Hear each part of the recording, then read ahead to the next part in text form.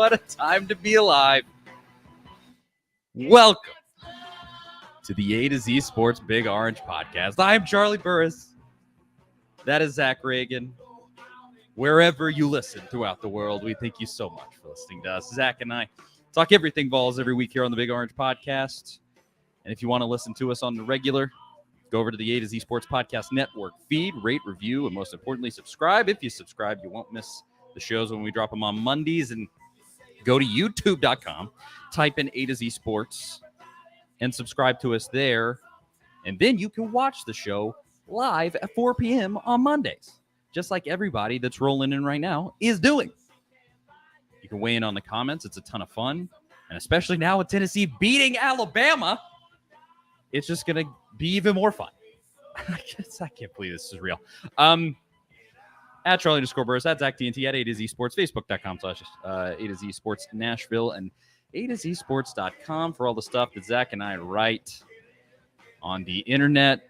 A bunch of folks already in here watching.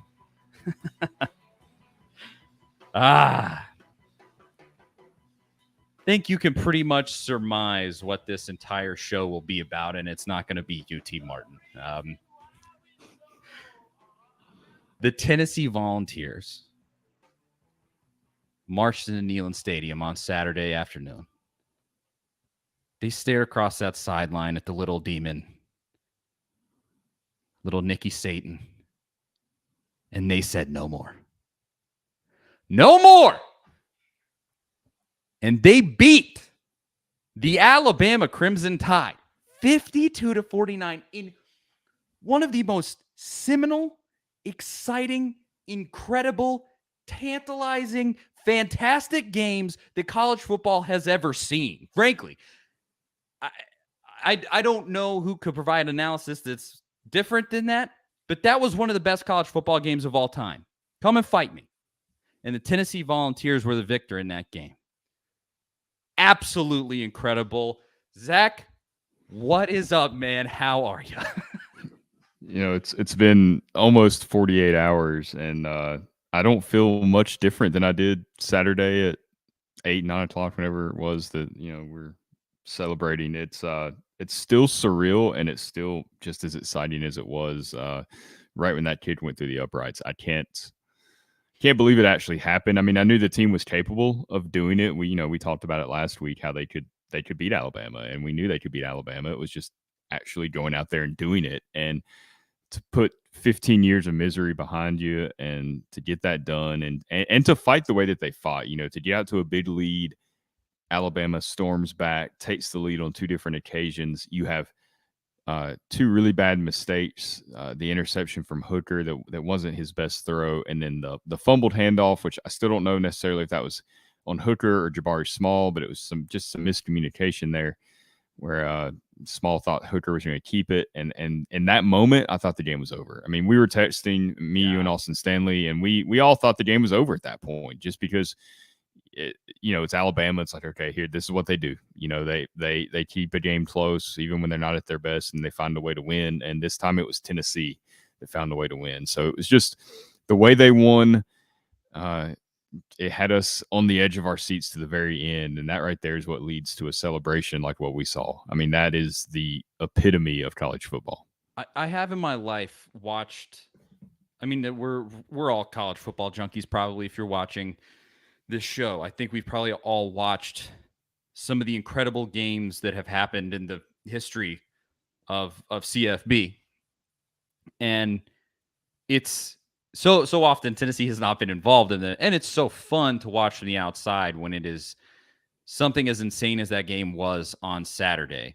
It's been so long since Tennessee has actually been involved in one of those, and when they are, at least in the last 15 years, they've typically come out on the losing end. You look at some of those, Georgia in 2013, and like some of the great ones that Tennessee blew. Some of them they did come out on top. Georgia in 2016. On the flip side of that, they did win, but it had just been so long since we have been involved in one of those, and I can tell you, it's not as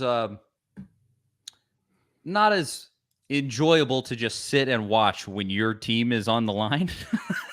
because I was having heart palpitations. This is not a joke. I already told you this, Zach. I may have a hernia.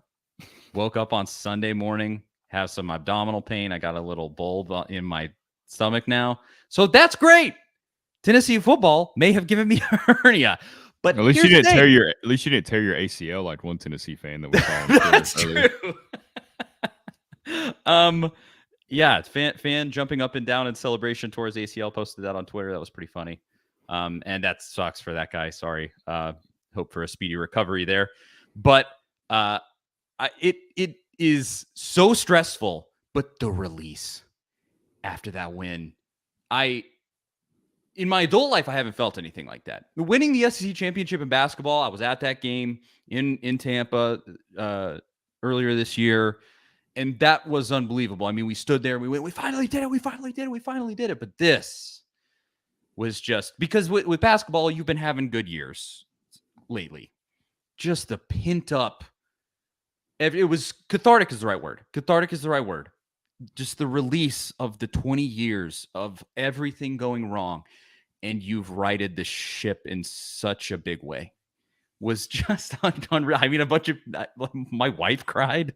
I felt it. I don't know that I full out just, but if you didn't get emotional, are you alive? It was so crazy good. I'm sure everybody that's watching can relate there. It was insane. Yeah, I think every diehard Tennessee fan had to feel some emotion at some point as far as just everything that you've watched over the last since 2008, really, when Philip Fulmer was dismissed. All the heartache. You've had so few games to cheer about, so few wins, big wins. I mean, this is obviously the biggest that Tennessee's had since maybe 2001, the Florida game, probably the biggest win since then.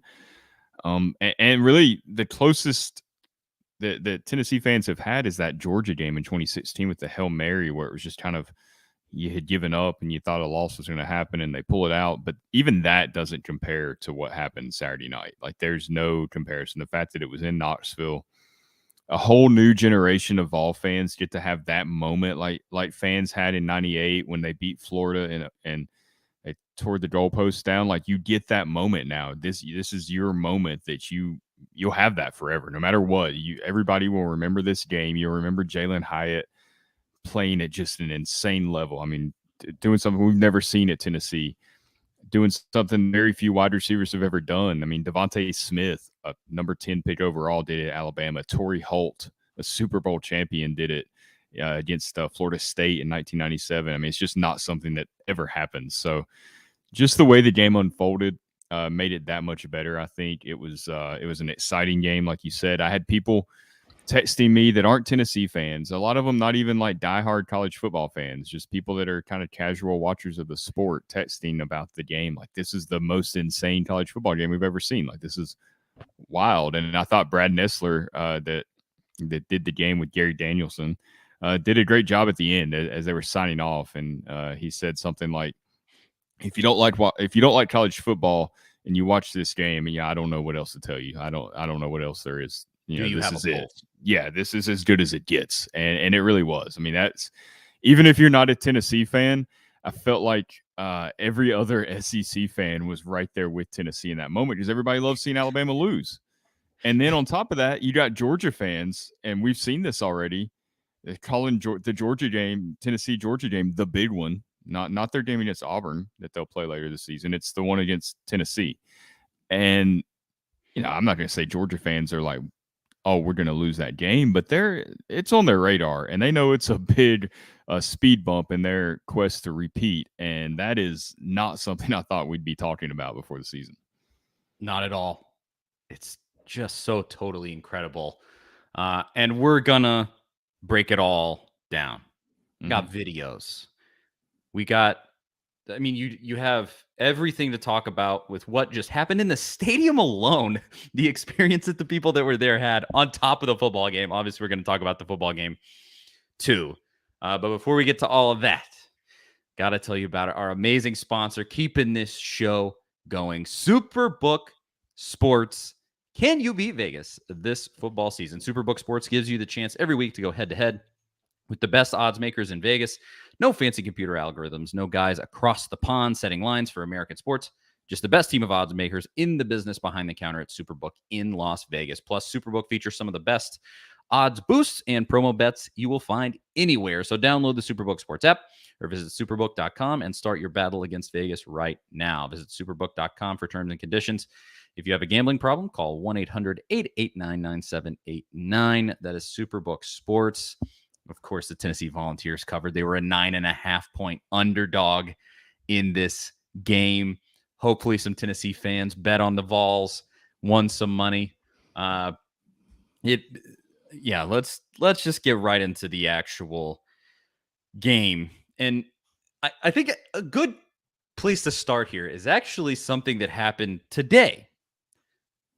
Will Anderson, the lauded defensive back, or not defensive back, sorry, linebacker for Alabama,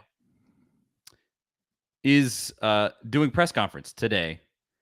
And he was asked, like, what sort of happened there? What was going on in your mind going into this game? And typically players would just be like, well, we lost. We lost focus for a player. We did, something went wrong or blah, blah, blah, blah, blah. This man admitted that they were intimidated. What was the words that he used, Zach? That they felt anxiety. Yeah. Anxiety. They walked into that stadium and they had seen what Tennessee had been doing coming into that game. And they knew this was real. And I think that was the difference. Alabama hasn't had to think about this game as a real game in 20 years or however long it's been, 15. And they came into this game in front of 102,000 absolutely rabid, over the top, insanely loud, bearing down on you fans. And they were intimidated. And it was clear. I mean, Tennessee came right out of there and jumped on them. And that especially where that sequence when Alabama got, I think Tennessee was up 14-7 at this point. Alabama got backed up against the goal line, and Tennessee, the fans were so loud, they kept getting delay of game penalties. They kept getting pre-snap penalties. All of this stuff was just happening. And you were like, Alabama is shaking. This isn't a Nick Saban football team. They look like they're shaking in their shoes right now. And so much credit needs to go to the fans that were in attendance at this football game. And that's where I want to start. Everybody that went to this game that I've talked to said that it was the loudest, the craziest, the most insane game they have ever been to. But it wasn't even just the Tennessee fans that were there that said that. I've now listened to a bunch of national media guys that were there too, that don't just cover Tennessee. And all of them said, this is the most insane environment I have ever seen in college football. It was on a completely other plane of existence. It transcended anything that you can see anywhere else. And just, it's Tennessee fans. Like, you can't get this in other places. And that's incredible. Yeah. And the Alabama fans, I saw it yesterday and today, and I'm sure we'll see it the rest of the week. They're like trying to throw shade at Tennessee fans for celebrating that way, for tearing the goalpost down, for storming the field. And it's the most insane thing I've ever heard, because like we were talking about before the show, like, do you not like joy? Do you not like being happy and celebrating and enjoying these moments? But the thing is that Tennessee fans, look, none of us have any control over what happens on that football field on Saturdays. None of us have contributed to any of the losses, any of those tough games that have happened. It's completely out of our control. You just watch the game and you root for Tennessee to win, and that's all you can do. You can go to the games and be loud, but that's all you can do. And Tennessee fans remain passionate. I mean, through a 3-7, 4-8, multiple 5-7 seasons, Tennessee fans didn't check out. They were just as passionate every weekend. I mean, they were frustrated, but they were there. They didn't take the easy way out and go root for another team. They didn't change their allegiances. They didn't give up on college football as a whole. They stayed and remained loyal. So if anybody deserves that moment, it's Tennessee fans. And you can't take that away from them. You cannot you can't make them feel bad for celebrating. You can't try to big time them with this whole we don't tear goalposts down. Well, I'm sorry that you don't get to do that, because it's pretty cool to get to do that. So your loss on that is all I have Absolutely. to say. Yeah. That's a ridiculous thing to say. Just sorry that Saban has been so good that it's taken the joy of college football from you. That's Well, I not think my part fault. of it too. And I know there's a lot of obviously there's a ton of diehard Alabama fans, people from the state of Alabama or went to Alabama or just grew up Alabama fans, whatever the case. I know that, just like with any college football team. But I don't think there's any doubt that probably Alabama has more bandwagon fans than any other program in the country. I mean, it's because they've been so good for so long. And that's fine. Like, I'm not throwing shade at that by any means. Like, sports fandom, you do what you want. Like, there's unwritten rules, I guess. I don't know. But you can do what you want. That's fine. But when you do that, when you jump on that bandwagon, the passion, it's just not the same as when you live and die with that team through the good times and the bad times. Like, it's not the same. And that's what you saw. That's what you saw on Saturday night. Just that eruption of emotion, just that, like you said, that release of just being able to finally celebrate a moment that big. I mean, you beat a top 5 team at home. You move in, you're moving into the top 5 with that win. And you know that halfway through the season, you're a national championship contender. I mean, ESPN's playoff predictor odds have them at almost 50% to make the playoff at this point because they can lose to Georgia and still get there. Like, they have a buffer built in. Like, this is real. This isn't us just like throwing it out there being absurd. And I thought we were pretty realistic before the season when we felt like maybe like 9-3 is probably where this team's heading. Get 10 wins with the bowl win. Maybe they can get 10 if they can steal one of those Florida, Georgia, Alabama games. Never in my wildest dreams did I think that they would start out 3-0 against Florida, LSU, and Georgia. I never would have predicted it. And I think if we would have predicted it during one of our live streams, I think we would have had a lot of people laughing at us and saying, you got orange tinted glasses on, and that's not realistic. And at the time, I think they would have been right based on what we saw last year. And Josh Heupel was like, no, we're not going to hold ourselves to those expectations. We have much higher goals, and they're going for them. You know who did predict this? Who? Jonathan Crompton did. Oh, yeah. So after, I don't remember if it was after the Ball State game, I want to say. In Crompton's defense, his opinion, I mean, he's played quarterback at Tennessee. He's played in these games. Like, his opinion, I don't think you can laugh at him for making that prediction. But exactly. Yeah. Since last season, been doing this is the second season that I've been doing the game day show with him, where we halftime and post game of every Tennessee football game. Me and Jonathan Crompton, former Vols quarterback, 2009. He was the quarterback for the Terrence Cody block game.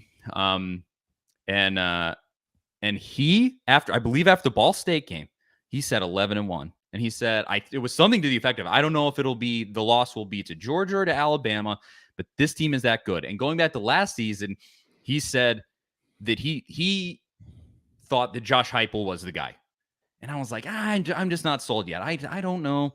It's still like, I got to really get proof. It was cautious optimism is what we kind of had. It was. There. I was very excited about what happened last year, just coming off of the absolute garbage dump that Jeremy Pruitt left behind.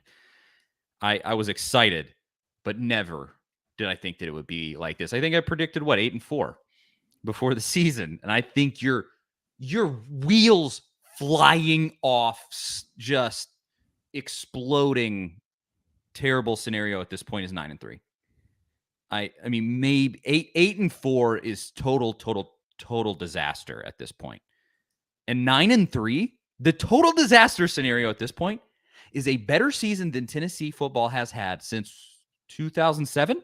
If I'm thinking correctly, you won the SEC championship, or won the SEC East in 2007 and played in the SEC championship. Unreal. It's just unreal. I can't believe it. Well, I mean, there's a legitimate conversation that this is the best team in the country, and we can't say that yet because they haven't played Georgia yet. And we were talking before the show. I remember that 2019 LSU team where they, they're like, okay, LSU's playing pretty good. This Joe Burrow kid's pretty good. And then all of a sudden he's kind of creeping into the Heisman conversation. And it wasn't until they beat Alabama 46-41 in kind of a shootout, very similar to the way Tennessee beat Alabama this weekend, that everybody was like, oh, this LSU team's different. This is the front runner for the championship. And then you saw what happened. They go to the SEC championship game and they steamroll through Oklahoma in the playoff. And this team almost has that feel where they came out of nowhere. I mean, the LSU team didn't really come out of nowhere per se. I think they were ranked top 10, but nobody expected them to be, the greatest offense ever in college football history. And certainly that's true of Tennessee. I mean, they were unranked coming into this season, but you beat Pittsburgh, you're like, all right, they're making some progress. You beat Florida, a game you should win. And it's like, okay, they're doing what they're supposed to do. And then you boat race LSU and beat Alabama, and everybody is like, okay, this team can win a championship. This team could beat Georgia if they play well and clean some things up on defense. I mean, they're not going to get run out of the building based on what we saw against Alabama by any means. There's a possibility they could go to Athens and beat Georgia by like 10 points, and all of a sudden everybody's like, okay, this team's going to cruise to a championship, because at that point I would almost feel that way. And I don't think we're getting too far ahead of ourselves to have that conversation, because this team has played this offense is insane. Like, I've never seen wide receivers just flying down the field open. And then you listen to Nick Saban after the game Saturday night, and he's not blaming it on the tempo. He's not blaming it on the no huddle. He's not blaming it on players being confused. He basically said they got out coached. He said they got the matchups they wanted. He said they would go into dime and nickel, and Tennessee would find a way to get their best receivers on Alabama's safeties, and they would exploit it. And Saban couldn't do anything. I mean, they started dropping 8 in the coverage in the third quarter, and they still gave up explosive plays.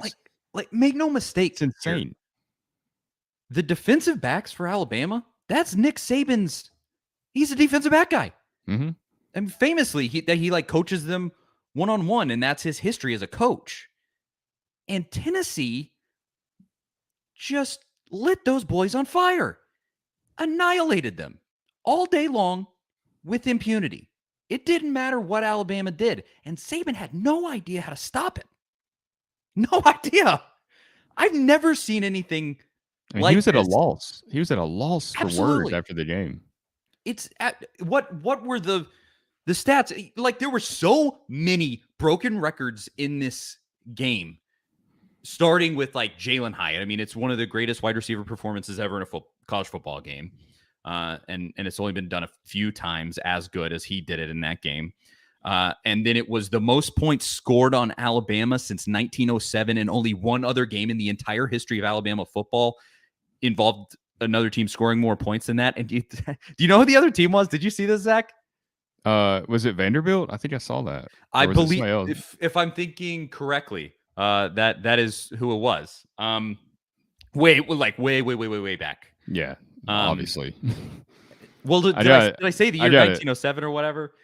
I don't want to let this go by real quick before we go to that. Brittany. This is a good point. Yes, this is a good point. Brittany mentions that this Tennessee team is similar to the 2000 Oklahoma team with Heupel, and I thought about this a lot before the season. She's right. Stoops was a second-year head coach. Josh Heupel was a transfer quarterback. I believe they had went 7-5 or 7-6 in Stoops' first year with Heupel, very similar to Heupel's first year at Tennessee. Oklahoma had been down before Heupel and Stoops got there. Some 3-4 win, 5-win seasons. So when they won that championship in 2000, I mean, they came out of nowhere. You think back to that 2000 Oklahoma team, and for me, it doesn't necessarily register. I was a teenager at the time. 14, 15 years old at the time. It just wasn't on my radar the way it is now. And there are a lot of parallels there. And that is very intriguing as you move. I mean, there's so much. We love symmetry in sports, right? It's fun to compare that stuff, but it's true. It really is. Correction here. This is who I was thinking was, and you mentioned Vanderbilt, and I thought I had gotten it wrong, but it was Sewanee that had scored that on, who was in the SEC at the very beginning, and I believe it was 1907. And correct me on that. I think it was 1907 last time that many points was scored on Alabama. And regardless, the most points ever given up by a Nick Saban Alabama team, and the most penalties by a Nick Saban Alabama team. And shout out to the crowd on that one. It was a ton of pre-snap penalties, a ton in that game. 17 penalties. The most ever by a Saban team. I mean, just go down the list. Like, it was so much stuff. You broke the 15-year Alabama curse. You broke the Peyton curse. The Peyton, which never really existed to begin with, but you, like, he was there and you won. And there's a great video of him at the end of that game celebrating. And it was just There were so many great VFLs there that got to celebrate and enjoy it that was moment everybody. too. Everybody was there. Like just name any player. It seemed like they were there. And I don't think that you can even. We're probably missing some. Like so many demons were exercised in this game. That's what anybody, even like the national writers and guys like that have been analyzing this game, like they don't get it, and they can't get it because they haven't been Tennessee fans this entire time. But there was so much wrapped up in that game that this victory took down. I honestly don't think even Josh Heupel gets it. And I don't mean that in like a really negative way. I just think he's out there coaching football. Yeah. Well, and he loves the University of Tennessee and he's happy to be here and he's having a great time coaching his team. But like, I think that's a good thing though, because I agree. Yeah, I agree. Because that's probably you've held on to that, made it such a big deal. Heupel's taking this approach where they accept that it's a big game. They don't try to shy away from it, but they also don't try to dwell on the past. And I thought Jalen Hyatt, what he said after the game, really, he talked about smelling the cigar smoke last year when they were in Tuscaloosa, them lighting the cigars up before the game was even finished in the crowd. And that's what stuck with him. That's his experience with this Alabama game. It's not the 10, 15 years before, because he's from South Carolina, didn't grow up a Tennessee fan. And that's the majority of, not the majority of the roster. You got a lot of players who grew up Tennessee fans, but I think it's a good thing that they don't carry that weight of this losing streak with them. And I think that's kind of what's helped them be able to come out and be poised and composed in these huge games. I mean, that's the biggest game of the season thus far in college football.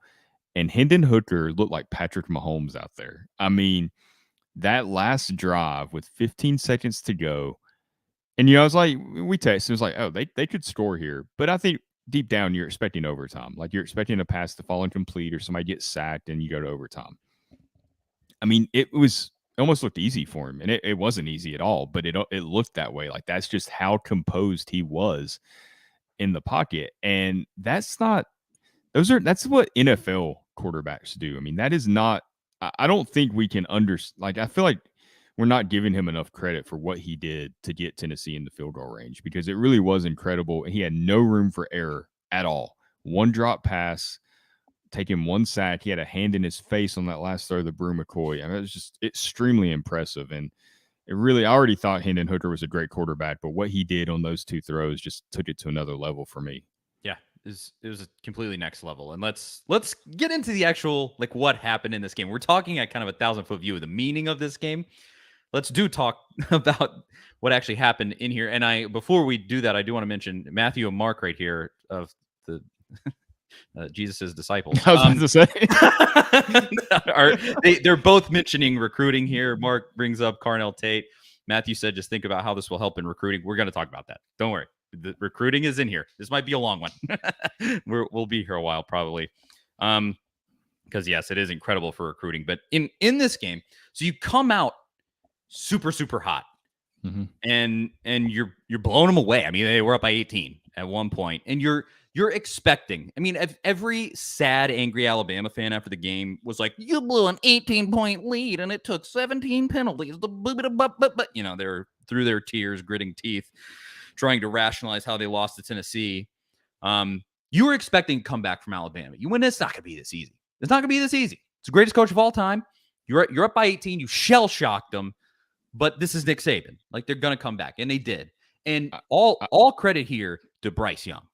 Mm-hmm. That kid is magic, man. Yep. I that might be what you're about to say, Zach, but he was phenomenal in this game. There's a reason that kid won the Heisman Trophy. But what were you going to say? No, initially, when you were talking about the 18-point lead, I was going to mention how I was not comfortable at all at that point. And I think I even became more nervous at that point, because you realized, oh, wow, Tennessee can really win this game. And maybe they can put them away early if they keep this up. And I was like, but Alabama's not. They're not going to just lay down. Like, that's just not what they do. And part of the reason, we talked about earlier, they came out tight, anxious, and Tennessee took advantage of that and jumped out to that big lead. Without that, I don't know that Tennessee wins the game because of the way Alabama came storming back. But Bryce Young, the fact that Tennessee beat Alabama without two important players in the secondary with Jalen McCullough and Warren Burrell, who Burrell's out for the year, and McCullough was out because he'd been arrested earlier in the week. And you don't have either of those guys, and Bryce Young just did kind of whatever he wanted. Whenever they needed a first down, he was able to do it. He was able to navigate the pocket, escape pressure, and he took a beating. I mean, Tennessee got to him. They only sacked him, I think, one time. I think Omari Thomas had the one sack, but I mean, he was taking hits all day. Jeremy Banks hit him several times. Byron Young hit him several times. I mean, he was on the ground a lot. I imagine he did not feel too good Sunday morning, but bad shoulder and all, he still goes out there and throws for 450 some yards, I think. I mean, that's NFL type stuff to be able to do that while you're taking hits like that. His performance is, I mean, he carried them. He carried Alabama in this game. Mm-hmm. Like, just think, this was the conversation, obviously, all the way leading up to this game. Think if Milroe had played, Tennessee wins this game by 21 points, probably. Yeah. I mean, Tennessee was so hyped up, and the way they were just working on offense, it would have been a blowout. And so he carried that team. And let's talk about pregame, too. Saban lied all week. Yes. That became apparent 100%. Instantly. If you think that Bryce Young was injured in this game, I have nothing for you, because what game did you watch? Saban was playing games. It was all gamesmanship. It was total nonsense, and he fooled everybody. He fooled media members. Mm-hmm. He fooled all the way down to the second before the game. He was limited in practice, and no, he wasn't. He was not. He clearly, I mean, maybe they kept him on a pitch count, but that was probably it, I'm gonna guess. And so he lit Tennessee up, but it wasn't for lack of trying, because as you mentioned, that defensive line put in work. And Jeremy Banks was hungry in that game. And he had Young hearing footsteps. He got in there and had a ton of hurries in that game, really brought the pressure. And just at the end of the day, Tennessee doesn't have the horses to kind of compete. Especially up front, they were giving Alabama the business at some points, but in that defensive backfield, I mean, it's just not there. The talent is simply not there, and it's not going to be there this season, even when Jalen McCullough comes back. And by the way, Josh Heupel mentioned today that he's not suspended, and they expect him to come back soon. That was the word that he used. He didn't say actually when. But they just can't handle it. But then you move down to, and Elias Grace says it right here, freaking Gibbs is nuts. The Jahmyr Gibbs performance in this game was really impressive. He's the best running back you're going to play this entire season. And I thought they should have thrown the ball to him more. If you're Alabama, why do you not get him the ball in space and just make those safeties miss? I mean, that was surprising. And he's a good pass catcher. I think he was their leading receiver going into that game. I don't even think a wide receiver was the actual leading receiver on that team. So that kind of surprised me that they didn't throw the ball to him more, because when the ball's in his hands, he's a threat to score pretty much every time. So, but an impressive element here, as much as we kind of rag on the defensive backs here and just how effective Bryce Young was through the air, the run defense relative to this game in the situation facing the best running back, one of the best running backs in America, the run defense was solid. Mm-hmm. Tennessee outrushed Alabama by 50 plus yards. I mean, I think Alabama was it was in the teens, 115, something like that. Or maybe that was just Gibbs himself. Tennessee had 182 and Alabama had 114. 114. And so Tennessee averaged 1 yard more per carry for the game, which is pretty significant difference for an entire game. Yes, it really, that was probably the most shocking thing out of this entire game, because everybody's just, the passing game for Tennessee. That's all that gets talked about. Heupel predicates his entire offense on the running game, because it doesn't work without it. It just doesn't, because the running game is what makes this impossible to defend, is because it adds, the passing game, no matter what you do with Tennessee, is going to be hard to defend, but the running game makes it impossible to defend, because it adds that extra element where the numbers flip in Tennessee's favor almost on every play. Like, you just don't have the dudes to defend it adequately. Somebody is going to be out there getting the ball in space for Tennessee. And so all credit to Jabari Small, and Jalen Wright, dude, was excellent in this game. Really fought hard for yards and put together an awesome performance for such a young guy. I really just appreciated everything about the entire offense. And the unsung heroes, I guess, of this entire game, the offensive line. Pushing Alabama around, doing whatever they wanted to do out there against freaking Will Anderson. He's going to be a top 5 pick. He's going to be a top 5 pick in the draft in next April, and we barely heard his name on Saturday. That's insane. Yeah. I mean, because I thought he was going to be a massive problem. I mean, I was thinking at least 2 sacks or something on Hendon Hooker, and you're right. I mean, the offensive line has been an issue for so many years under previous coaches, and Glenn Ellerbe, I don't think gets nearly enough credit. And that's usually how it goes with the offensive line, because when they're playing well, you don't really think about it. It doesn't show up. It's like when a referee is making good calls, you don't think about them. It's when your quarterback doesn't have time to throw the ball that suddenly those offensive line issues stick out. And that hasn't been the case. And it's wonderful to see players actually progressing and getting better and improving. Like Jeremy Banks on the defensive side of the ball, such a great example. That kid has improved so much over the last 2 years. It's been fun to watch, and it's just encouraging in general. And it gives me confidence moving forward in the season that Tennessee's just going to get better. And they have the right attitude. This team's not feeling themselves at all. I mean, they're the number 3 team in the country. They just knocked off Alabama. And you watch them today, you watch Princeton Fant talk to the media, and they're locked in. I mean, they're like, we're on the UT Martin. We're going 1-0 this week against UT Martin. That's all we care about. And they really have the right mindset. And that's huge, because that would be real easy. I mean, it'd be easy for me, and I'm in my 30s, let alone a 20-year-old college kid, to kind of be feeling yourself after doing this. And especially where Tennessee's been, I'd be feeling pretty good about myself, but Heupel's kept them focused, and that's I think they have a chance to do something special this season. That factor is fascinating to me, frankly, because it's got to be so hard this week to actually center this team over anything other than. Well, Heupel did say they got a reality check this morning from him. Yeah, I heard him say coaches. I would like to know what that was. Maybe I assume it was kind of proactive, like, hey, let's just go ahead and get this out of the way. That game's done. It's UT Martin now. And then that's what you have to do. But I look at Brittany right here, just bringing some excellent facts. She says, fun fact about Will Anderson. He has been held to 1 pressure in a game twice in 35 career starts. In 2020 against Tennessee and Saturday against Tennessee. I guess we just have his number. That's crazy. I mean, wow. He's otherworldly. That dude is going to be a stalwart NFL player. Mm-hmm. And Tennessee shut him down.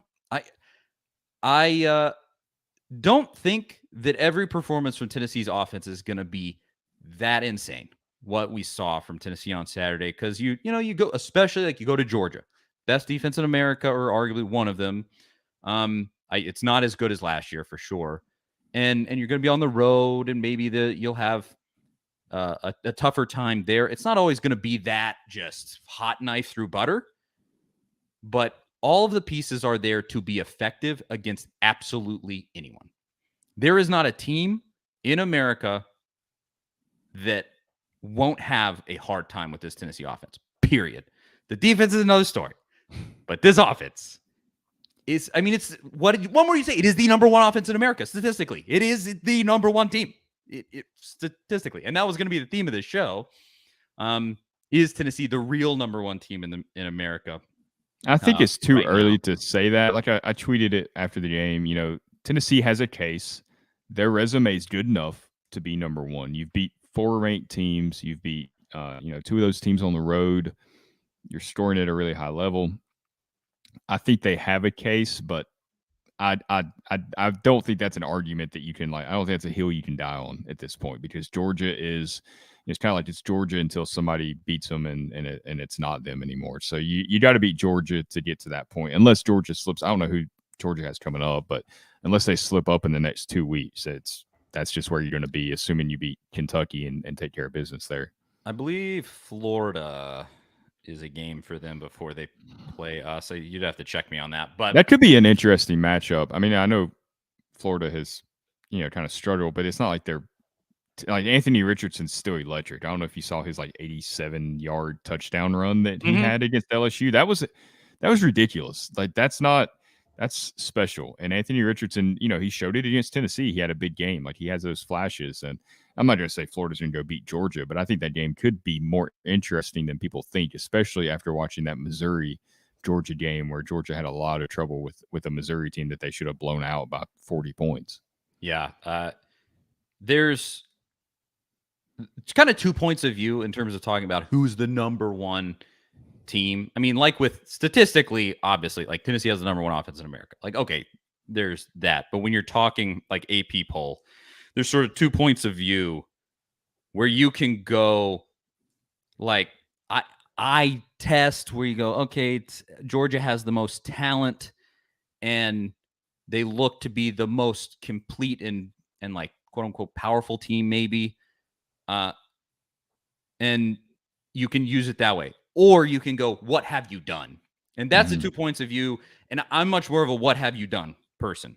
Because to this point in the season, Tennessee is the number one team in America. And frankly, it's not close. Who has a resume that's even close? Michigan, maybe? They just blew the doors off of Penn State. It sure as hell ain't Ohio State, Big Ten Jeff over here in the comments.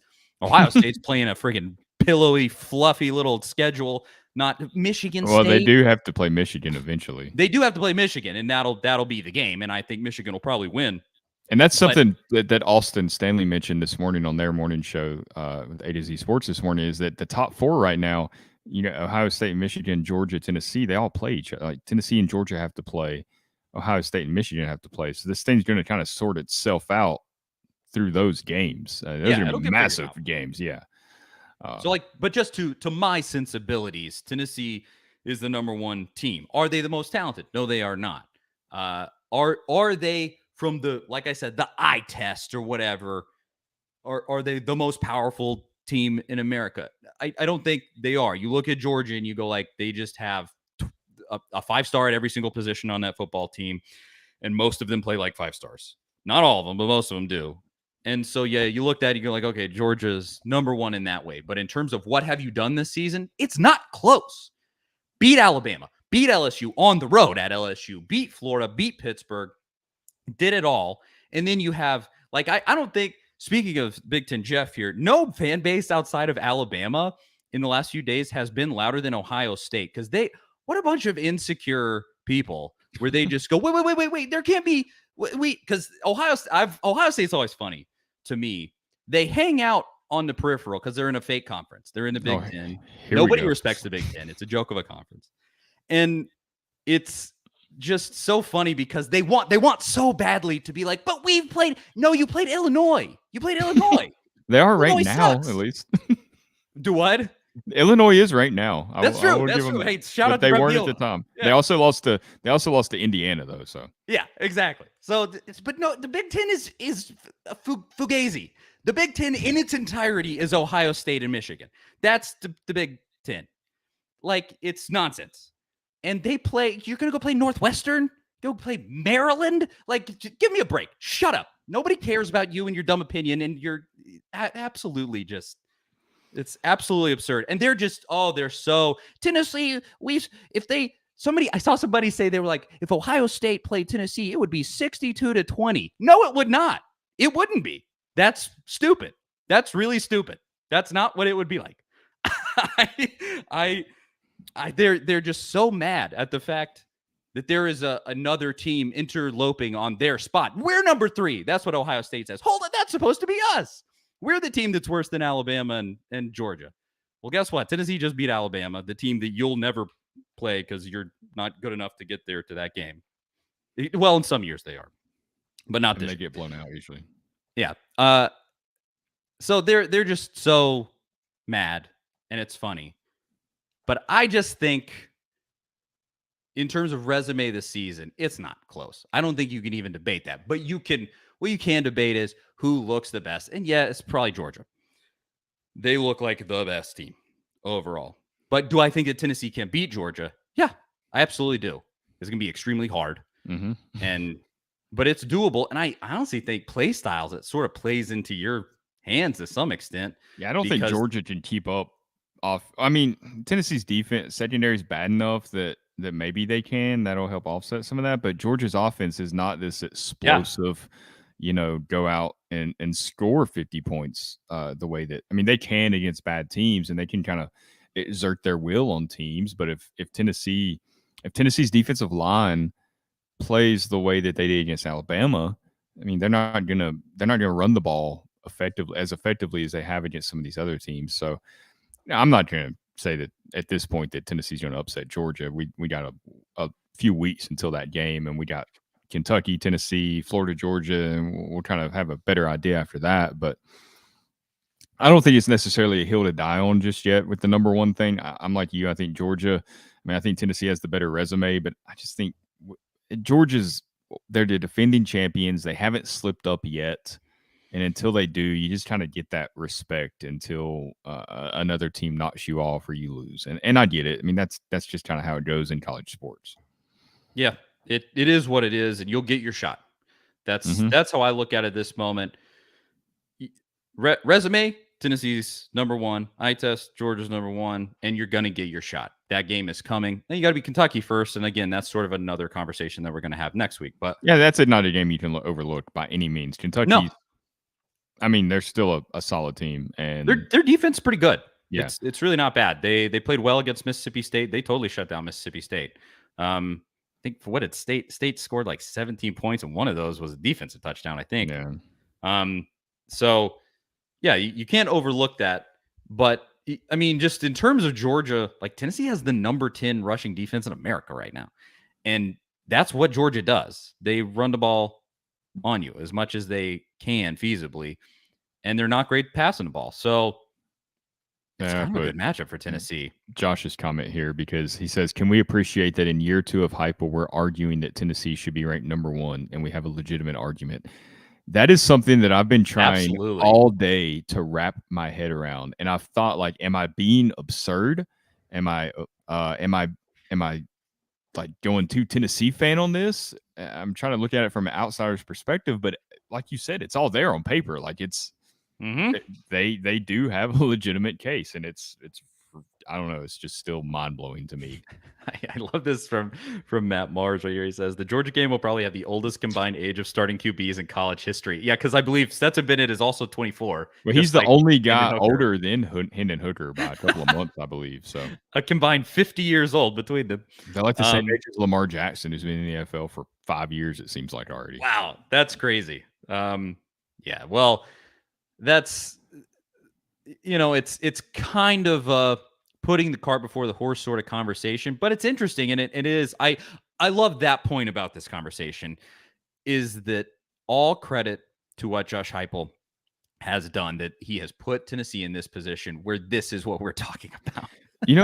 There's there's one thing from the game that I want to talk about, one specific play that I feel like in the moment we made a big deal about it, but then so much else happened in the game that we all kind of forgot about it, and we haven't really talked about it much in the aftermath. When they're in the goal line and they go under center and they hand it to Princeton Fant, who's lined up as a fullback, and he bulldozes his way into the end zone for a touchdown, I felt like, I mean, that's not Josh Heupel's MO, right? Like, that's not what he usually does. And people are always complaining about teams being in shotgun on the goal line. I mean, you even see it in the NFL now where teams don't line up under center quite as much. And he pulled that out. Like, I don't think anybody expected that play right there, right? Like, who runs a fullback run, dive, whatever, on the goal line under center anymore? And Josh Heupel, this high-flying, wide splits, throw it down the field offense, just lines up and it exerts their will on Alabama to score that. Like, that was one of my favorite plays in that game, just because it was just so out of left field. And it just shows that Josh Heupel's and Alex Golesh, the offensive coordinator, deserves credit too. Yes. They're so creative. They adapt well, they adjust well, and they know the shovel pass on the 2-point conversion. Same thing. Like, they know when to break that stuff out. And it was just, there were some plays that weren't that good. The middle 8 of the game, the 4th down plays they ran weren't great. Throwing short of the sticks when you're trying to get a first down on 4th down is never a good idea. It wasn't perfect, but there was just this moments where Josh Heupel does something like that. And you're like, this guy, like, there's not a better offensive mind in the country. We've said that before, but he really can do it all, it seems like. Somebody said this to me earlier on Twitter. They said, I actually respected Nick Saban because he didn't have players fake injuries. And I was like, that's a good point. He actually didn't. But then I thought about it. And to your point here, Josh Heupel year over year has taken Tennessee's offense from really only working with tempo. Like last season when they had to stop the tempo, it looked so awkward. It was bad. You knew when they got in that situation out of a timeout that it's probably not going to work. Yeah. You were just like, I don't, when he can catch him off guard, it really works. But if it's not that, it doesn't. And this season, he's made it where he can line right up and run the ball on you.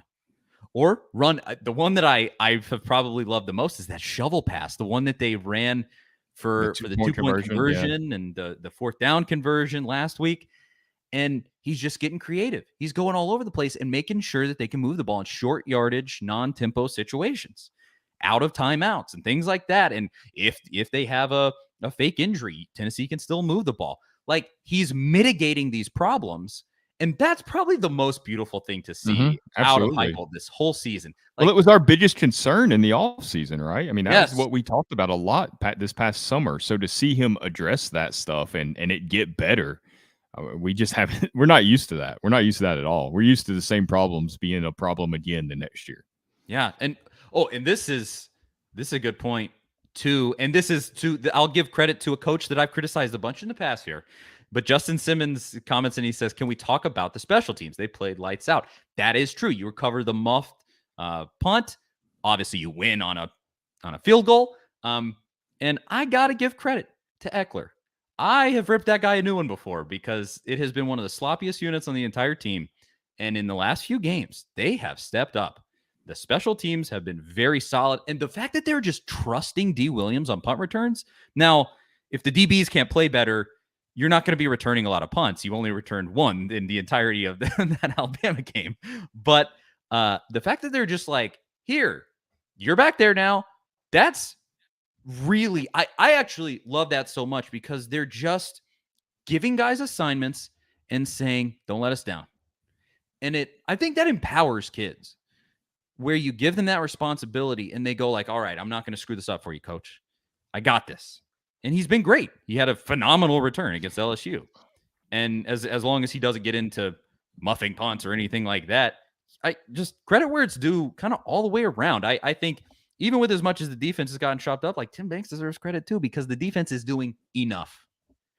And there is no part of this team that I'm going to tear down because they're all doing what it takes to win. And that's what counts. Did you win? I don't care what it looked like. You won. Jeff mentions Ohio State would pass up and down the field. You wouldn't stop Ohio State. Maybe that's true. Probably. Tennessee didn't stop Alabama very many times. No. They forced a punt and they got them into a couple of field goal attempts, and they still won. So right now, that's kind of Tennessee's game, is winning the shootout. And if they can get just a couple of stops or a turnover, they win. I mean, that's kind of what we've seen so far. And, we mentioned early in the show, the talent's going to get better. These aren't the DBs that Tennessee will have forever. They're recruiting guys. That's just what they have to deal with right now. And we mentioned it last week. Tim Banks is having to adjust his strategy and play these soft coverages because they just can't play man press coverage, or they get beat down the field for 60, 70-yard touchdowns. And we haven't really seen Tennessee give up many of those type plays, right? It's been all these kind of annoying 5, 10, 15-yard passes where Tennessee gets in a 3rd and 14 and they convert it and pick up 16 yards because they're having to play so far back because they're willing to give that up. They don't want to give up 60-yard touchdowns. And the more plays you run, the better chance you have to either get a stop or get a turnover. It's just, Yeah. it's not good. The pass defense is not good. Nobody can deny that. But I think Tim Banks is doing a good job with what he has, and he's having to deploy this strategy. He doesn't have any other options. Like, what else do you want Tim Banks to do? Do you want to play man coverage and put guys up on the line and try to jam them and watch receivers run past them down the field for a long score? You don't want that. And so what else? What other options does he have? I can't knock what he's doing if it's working. And exactly what you said. What's he supposed to do? Like create a 4-star defensive back out of thin air to play there? I don't know. He's like, at certain points in this game yesterday, a walk-on was playing at defensive back against Alabama. A walk-on was playing against at defensive back for Tennessee yesterday or Saturday. Like, that's pretty much all you need to say about that defensive backs unit. They're just short-staffed.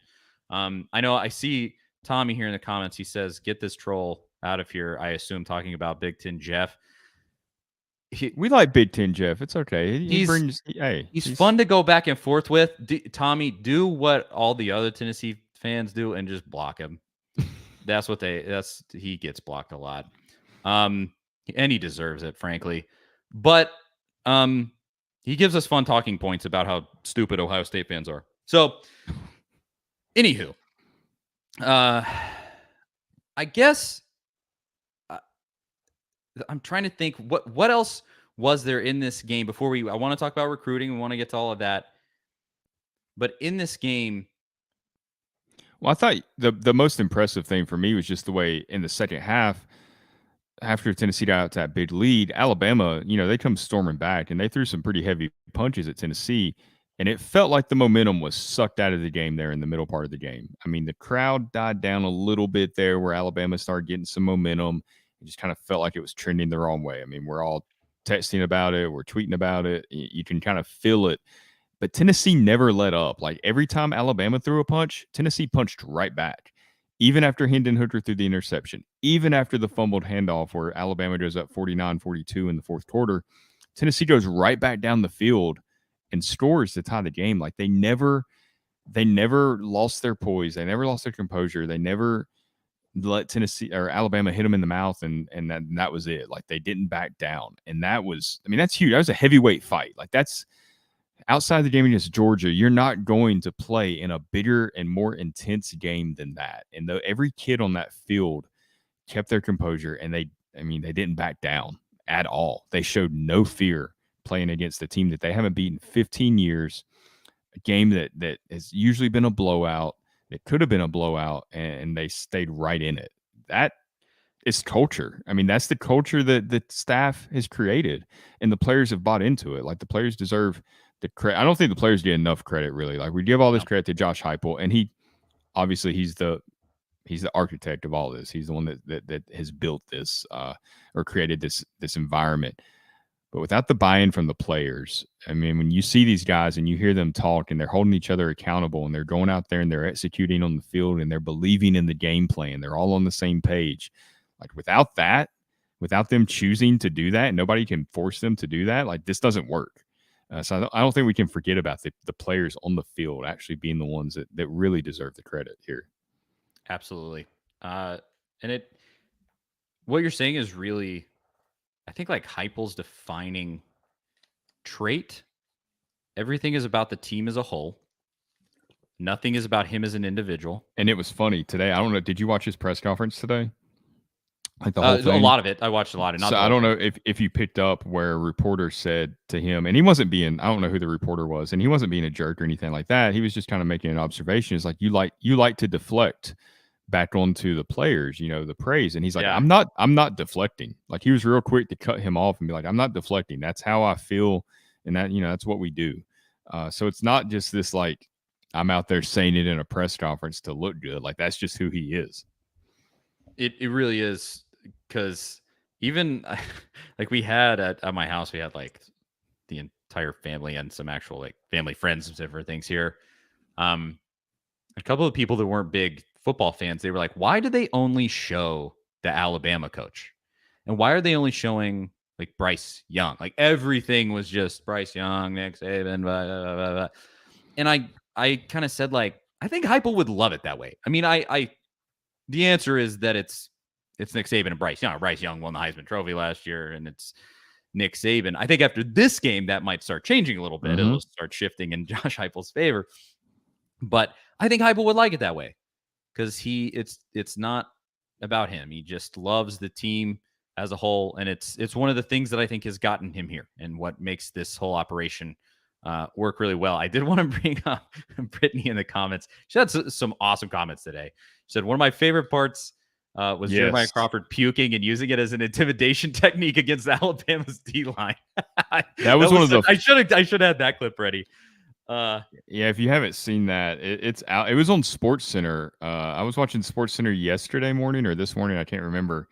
And Sports Center is very NFL centric, right? Like, I mean, they talk about college football, but it's very NFL, NBA, pro sports. They usually don't spend a ton of time on Sports Center on college football, but they spend a lot of time on this Tennessee game for good reason. And they pointed that out. They showed that clip, and it's kind of went viral. And it is one of the funniest moments that I think I've ever seen in a college football game. Just the way he nods at the Alabama defender after he throws up, like, so good.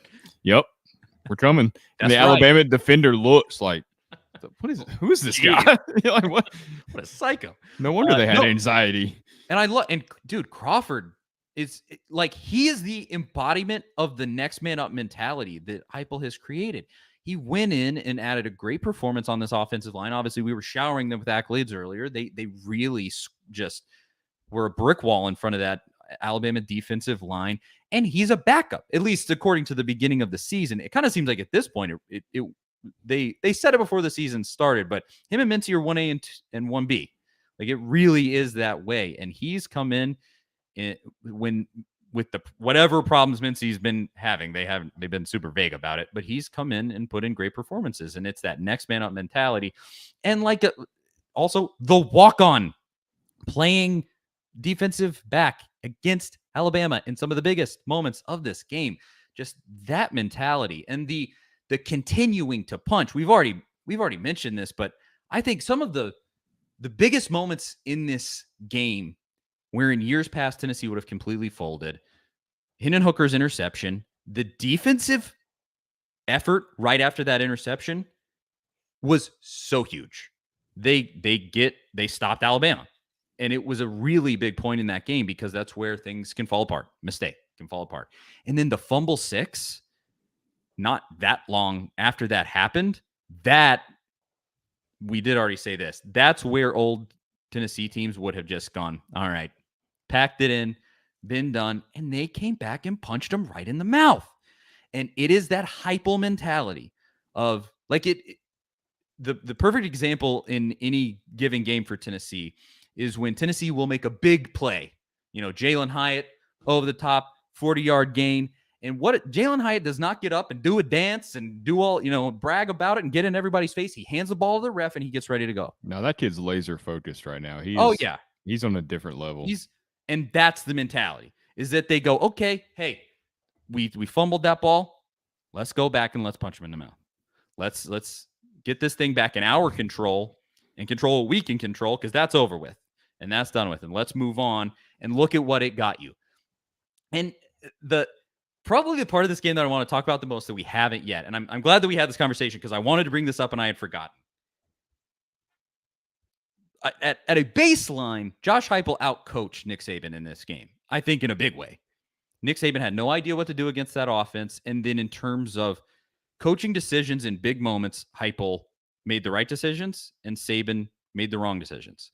And the one that I really look at is at the end of the game, Saban is coming down. And it's another classic moment where we would have just gone, well, here it is. They're going to trot right down the field. If they don't get a touchdown, they're definitely getting a field goal, and this is the end of it. Tennessee makes the stop. But the thing that stuck out to me so much, where I went, what is Saban doing here, is that he has the hubris to throw the ball multiple times. And I think it was because he knows his kicker isn't very good, and he needed to move the ball closer. But it also kind of says, like, I don't really respect Tennessee because I'm going to give them time. I don't think he thought Tennessee stood a chance of scoring with 15 seconds. He didn't think that Josh Heupel in 15 seconds could land a blow.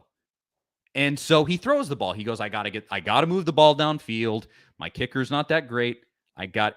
And so he throws the ball. It stops the clock with 15 seconds. If not for a drop, he would have been That's true. One drop. I think was it Gibbs? I think it was. It was Gibbs. Yeah. Yes, it was. But regardless, he throws the ball and it's incomplete on both accounts. And he didn't respect Tennessee in that moment. He thinks his system is infallible, probably to whatever extent, rightfully so. The man's won 7 national titles. But in that moment, he didn't respect Tennessee. And Josh Heupel took that personally. And he moved the ball right down the field in 15 seconds, and Tennessee won that football game. And that was probably my favorite moment from that entire game, because it was such a stark contrast where you just went, Saban made the mistake, and Heupel made him pay. And it was so beautifully poetic to have that be the end of that game. It wouldn't have been as fun to blow them out. It would have still been amazing. I mean, we would have been that game. That game ended as perfectly as you could ever want. Like, yes, you have to go through the anxiety, but that's part of the experience. You have to embrace it and live with it, and that's just part of being a Tennessee or college football fan in general. But it definitely made it better. I was glad the game didn't go to overtime, obviously, because overtime is way too stressful for me, and it's usually doesn't seem like it's ended up well. And the Purdue game, I guess, kind of still sticks out. But what do you think the percentage chances are that Jeremy Pruitt in that same situation would have just taken a knee and went to overtime? 110%. That's what he would have done. Absolutely, that's what he would have What do you think, Nick? Do you think Nick Saban would have went for it there? You think he would have tried to throw down the field there?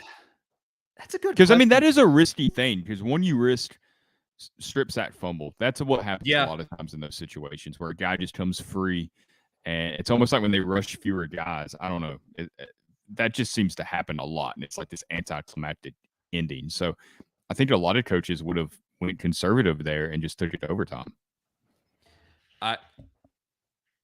That's tough with Saban. He probably would have gone for it, because I think against Tennessee you have to, just because of the Tennessee offense. I mean that's where you talked about it before the LSU game, where Heupel dictates how the game's going to be played, and I think that's part of why Alabama was so undisciplined and why Nick Saban made some questionable decisions. And it wasn't as bad as some of the decisions that we saw from like Brian Kelly. It's not like Nick Saban was rattled out there. They weren't devastating decisions. Yeah, I think it was more him just frustrated and actually having to make different decisions than he normally makes, or having to coach the game differently. But it is such an advantage that Heupel has immediately. I wrote about it earlier, and I compared it to like when Mike Tyson used to box in the 80s, and he'd be sitting there staring his opponent down.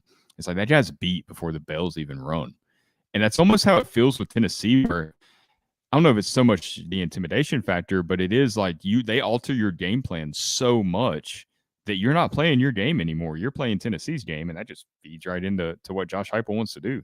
Absolutely. And I assume that what Mango says here is true. He says Heupel beat Saban with the number 19 talent index. Does that mean like the number 19 in terms of the talent relative to recruiting rankings and what's still on your roster, I believe? Yes. And Tennessee is number 19 in America, and he just did that to Nick Saban. I mean, it just shows the power of coaching. I think Tennessee fans should know this by now. The power of coaching is just so much. Think what Heupel could have done with that 2016 roster with Dobbs and the defense. Alvin Kamara, and then they had an actual defense. Bob Stoops didn't do much with it, but they did have players that are in the NFL now. Oh, yeah. That team had dudes all over the place. And, man, he says, yes, that is what it is. Mango says yes. That's interesting. That's really interesting, and just shows the talent advantage that he has. He went out and out-coached Nick Saban. I think Brittany said it there. I can't believe how undisciplined this Alabama team is. It is completely uncharacteristic, and this is a thought that I did have. And that's not just because that's been an issue all year for them too. Yes, and to that point right there, they weren't just undisciplined in this Tennessee game. They had 15 penalties against Texas. They pointed this out at the end of that game. They had 15 penalties against Texas, 17 against Tennessee. 17 was the most ever by an Alabama team, if I'm thinking correctly, or at least a Nick Saban coached Alabama team. And this is the first time in Nick Saban's entire career where I felt like he's losing his grip on the whole thing. He's always had this iron grip over the whole thing, and you see how this team operates. It's not the same. It's just off, and it was off last year too. It's not the same. And I'm not saying he's going to come crashing back down to earth. The guy is having number 1 recruiting classes still, and whatever. They're gonna be fine. But it does seem. I mean, he's 71 years old. It's gonna happen at some point. And it really feels like he's, whatever it is, things are just off. I think part of it is you got Bryce Young. Bryce Young's out there, and he's the guy that threw for 455 yards, and it's because of his abilities. It wasn't because of Bill O'Brien's play calling. I think the fact that you got Bill O'Brien up there calling plays is kind of, Nick Saban, he went with Lane Kiffin to change his offense, and now you're kind of taking a step back with Bill O'Brien, it seems like. I like this point. To that point, yeah. Elias says, I'm low-key wondering if bringing in a bunch of fired head coaches has had an effect on his culture. Maybe. Bill O'Brien being one of those. Yeah, and then Pete Golding, I mean, I've seen, he's questionable as a defensive coordinator at times. So they want him fired. Yeah, so I mean, you give up 52 points for the first time since most points since like 1907. That's not. You're probably not going to be the defensive coordinator at Alabama for very long when you do stuff like that. So I think part of it is the assistance that he has on his staff right now. I don't think it's as good as what he has had in the past usually. It's not, and I don't know what that means long term. I'm not going to be one of those, the dynasty is over and Tennessee ended it. I don't know. We'll see. Yeah. But he's lost these games before. He lost to Auburn when Gus Malzahn, popped up and got frustrated. Hugh Freeze got him some. Jimbo, got him last year, obviously. He's lost these games before and then come back and had a, unreal season the following year. Like, this stuff has happened. So, it's eventually going to end. And, we don't know if that's right now or not. Is this all true right here? Brittany says, I find it comical that he has Robert Gillespie, Charlie Kelly, Derek Dooley, and Sal Sunseri all on staff right now, and they all left Neyland with an L. That is the repository of former Tennessee coaches. I don't know what is Dooley doing there. He's just a senior analyst, and it's really funny that he is now 0-4 in Neyland Stadium in the Alabama-Tennessee rivalry. He has lost on both sides of it. Beautiful. As has in Neyland Stadium, Henry To'oTo'o.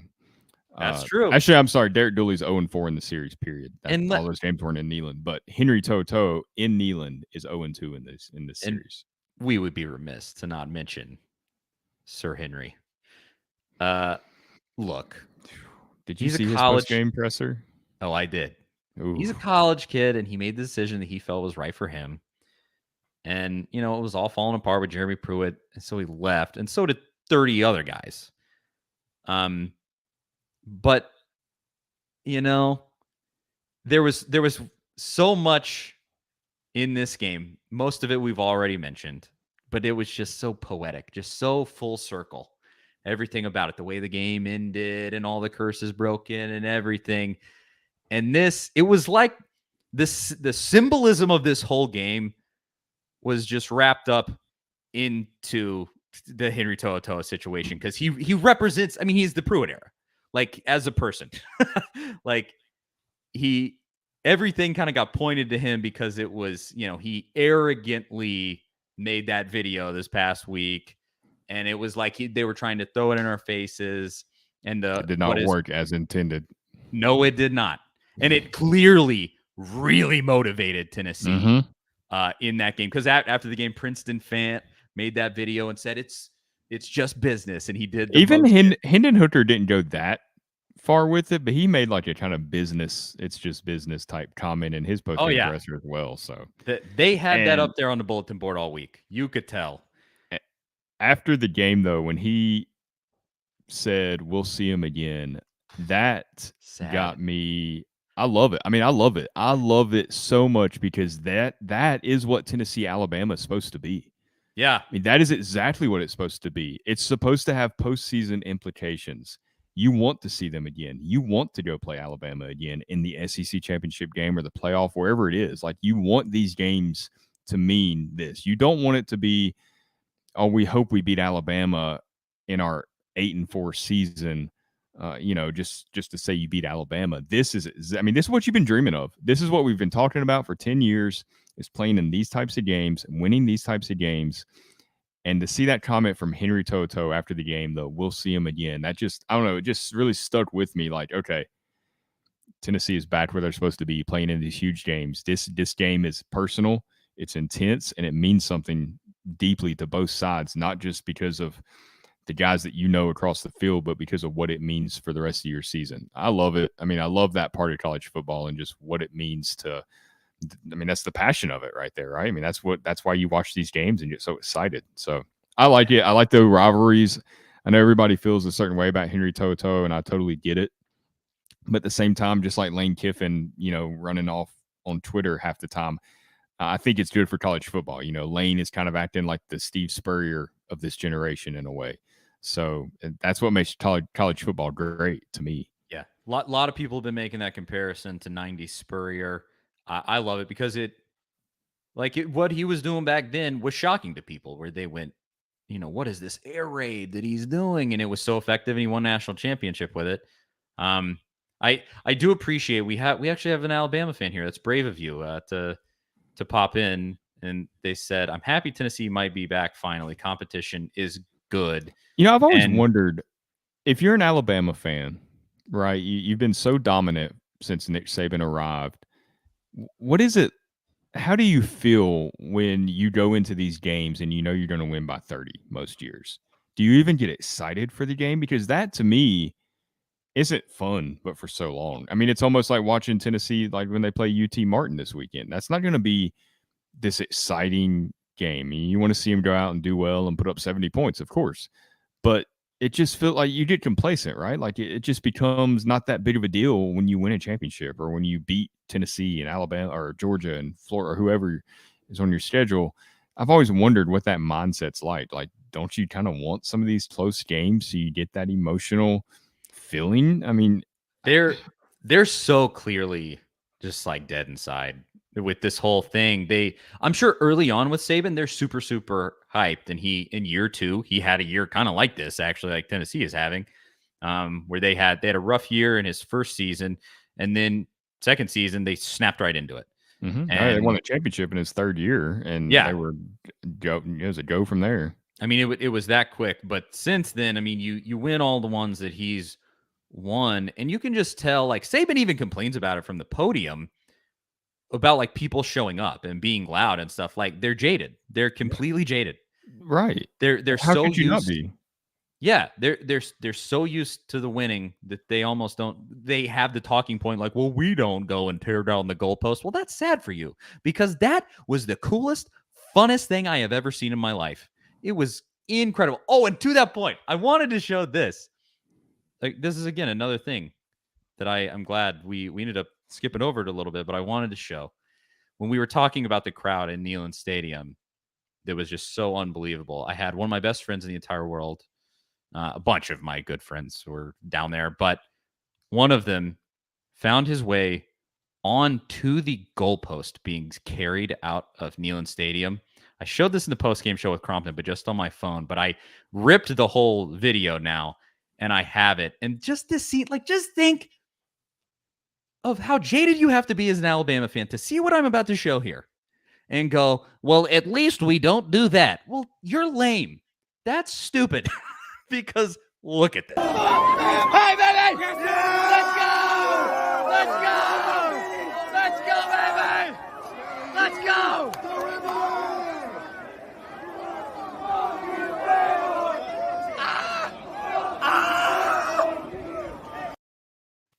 There you go. Like, who doesn't think that would be amazing? And imagine being there and like, no, guys, we should not do this. This is no. Act like you've been there. Act like you've been there. That seems more fun, right? No.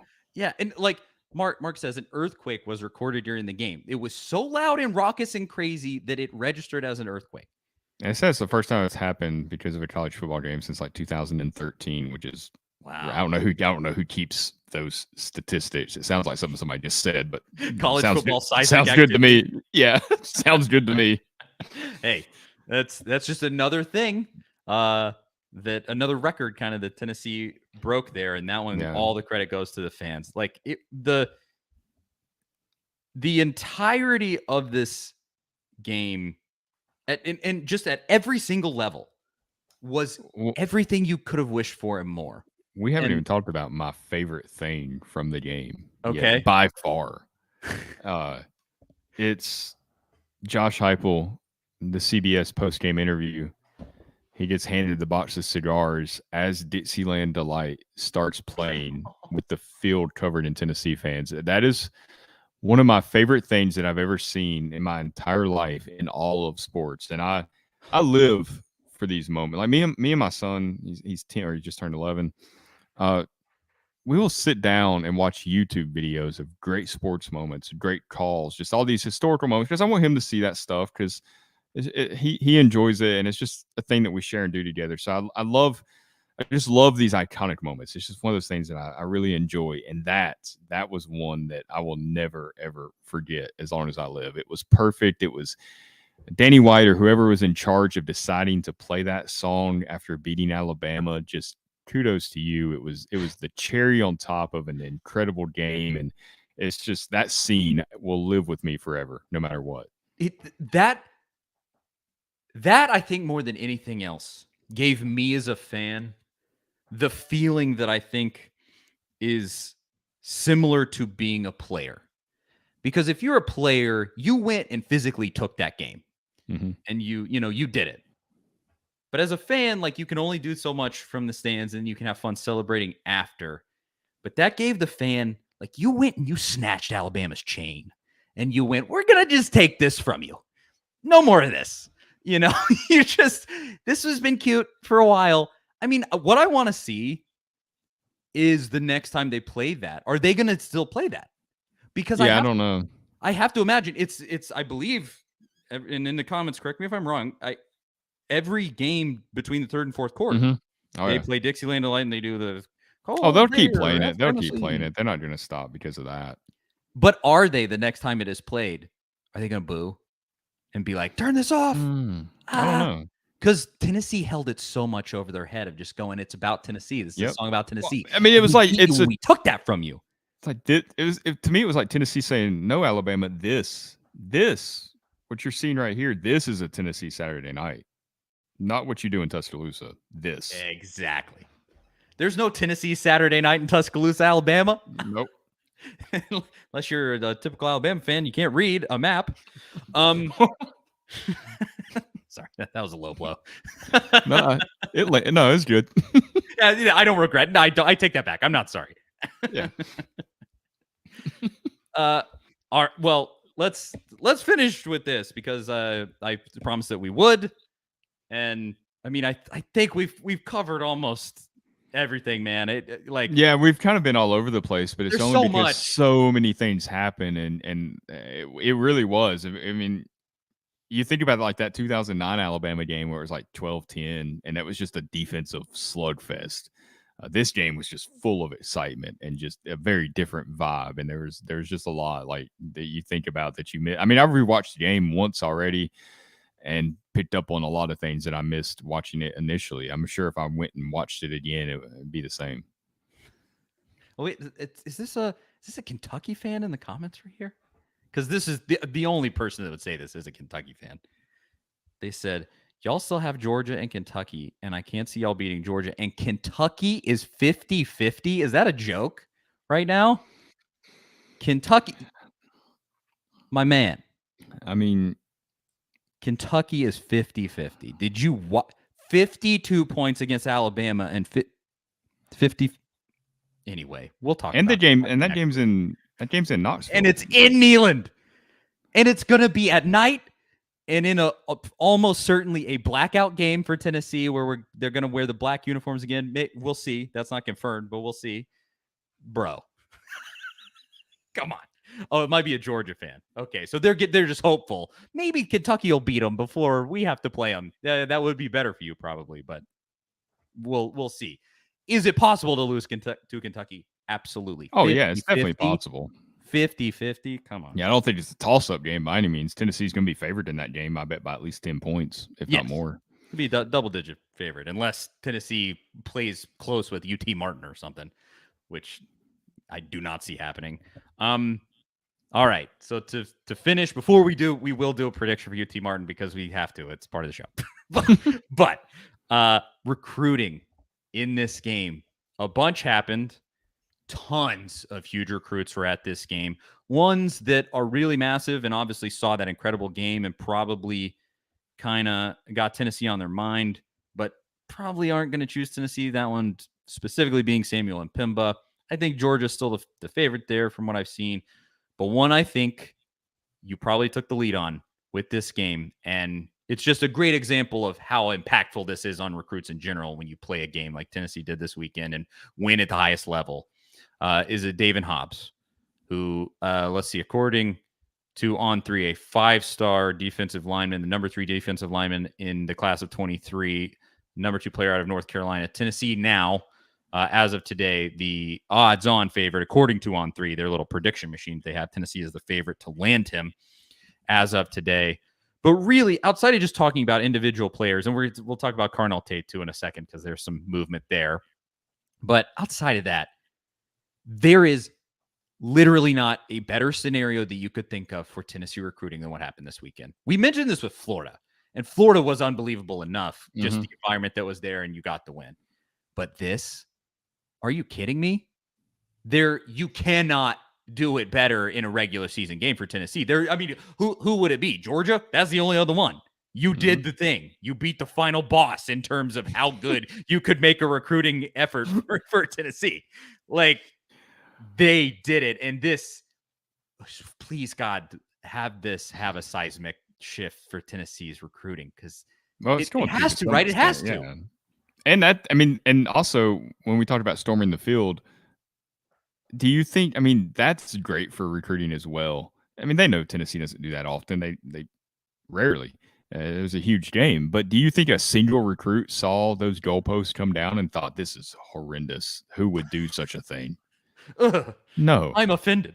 I guarantee you they're out there with their phone taking pictures, and they're on their social media, they're on Instagram, and everybody's loving it. And that's what that's why you go to an SEC school.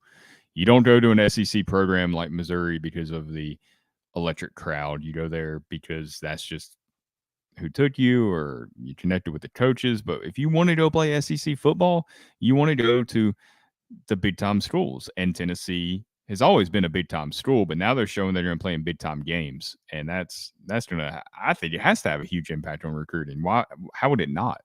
How do you watch that game and say, I'm not say that I want to be a part of that? Like, you do not any longer have to use the line, we're building something here. Oh, yeah. Can you see yourself in this in the future? You're the guy that brings us back. You don't have to say that anymore. That's a good point. You're back. Because that's been the tagline since Fulmer left, right? Since Dooley. So really since Dooley, and really with Butch, I guess, was the first one that kind of started the brick by brick, all the, building the foundation type stuff. Like, the foundation's there. It's there. The first story's been built, and you're adding on now. That's all you're doing. Everything from this point for the rest of the season, barring you losing silly games, everything's gravy. Like, there is no expectation here, even for Heupel. Like, he's so far surpassed what I think almost anyone was thinking, outside of somebody like Jonathan Crompton, who called it from the beginning, and all credit to him. But for the bulk of us, Nostradamus. Yeah, for the majority of us that didn't really see this coming, it's all just gravy, baby. They're playing with house money. And I felt that way. I felt that way before the Alabama game, to be honest. Once you beat Florida, I did too. And he won. Now you have a chance at a national championship, so it is going to be it's not going to be disappointing, because I don't have this expectation that Josh Heupel should get them there. Like, I still don't have the expectation that that's where, like, that's the that's not what he has to do at this point. It's year 2. But if you come this far and you're 8-0 going into the Georgia game, and that right there, that game is for the SEC East, it will hurt to lose that game, no doubt. But it will not be. It'll be like it'll be the way it used to be when Fulmer lost the game to Florida. Nobody questioned Fulmer, and they lose to Florida in '97.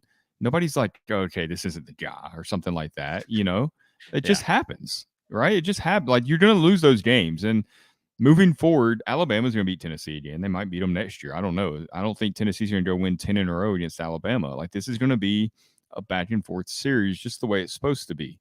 So you win the games you're supposed to win, and then you're going to be judged on these big three. And Heupel's won 2 out of the big 3 already, and he's only played 2 of them. So, yeah, you're right. It is gravy from here.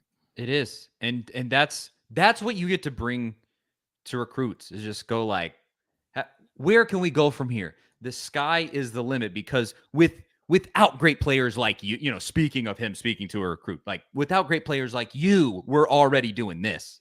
So come on down. And Justin Simmons mentions right here, this also happened. We were going to bring this up, but he went ahead and said it in the comments here. 4-star wide receiver in the 2024 class. I believe Mazio Bennett committed to Tennessee last night. Really, really nice pickup, and exactly goes to the really common point around Heupel in general. What wide receiver would not want to play in this offense? Like, come on down, every single elite wide receiver, because just look at what this man can do for you. You will have massive numbers. 6 receptions and 5 touchdowns on 207 yards for a kid that we didn't think would be the number 1 wide receiver on this team this season. Jalen Hyatt against Alabama on the biggest stage in what will probably be the most viewed game of the 2021 or 2022 season. If it, you might have Ohio State, Michigan, you might have Tennessee, Georgia, maybe, something like that. But on the biggest stage, he gets this kid those kind of numbers, and he's not even the presumed star wide receiver of this team. What more of a selling point do you need? And there you go. Mazio Bennett commits to Tennessee because he wants to be in this. He wants a part of this. And who could blame? It's so incredible. Come on down, Cardinal Tate, and join the party then. And that could kind of be the last point here on the recruiting segment. Cardinal Tate, everybody was anxious. Maybe he'll come to town this week. I think ultimately the Ohio State coaches got in his ear when they heard he might be. I think coming. They went and visited him, right? Supposedly, that was the story that I saw. They went to him at the IMG Academy, right? And said, whoa. They know the power that this would have. And, they come to town, and he can probably sit down with the Spire folks, and he can probably get in touch with the folks with the dough, and they know how serious it would be if he came for a visit. And so they cut that off. You may still, the fact may just be you won't get him unless you can get him here, and you just may not be able to get him here, whatever. But I think he's a little conflicted. Yes. So to that point, I think people have already said this in the comments, but he retweets a tweet that says, I would love to be in Knoxville, Tennessee right now, right after Tennessee beats Alabama. And then supposedly on somebody said his second Instagram account, which I'm just too old. They have 2 Instagram accounts. I only have 1. I don't know. But on his second Instagram account, he posted a video of himself doing the Vol signal. Or I guess it's this, right? And so do with that what you will. He may just be begging for attention. That's semi-common with recruits. Do that with that what you will, or you're changing his mind. Supposedly his mother really likes Tennessee, and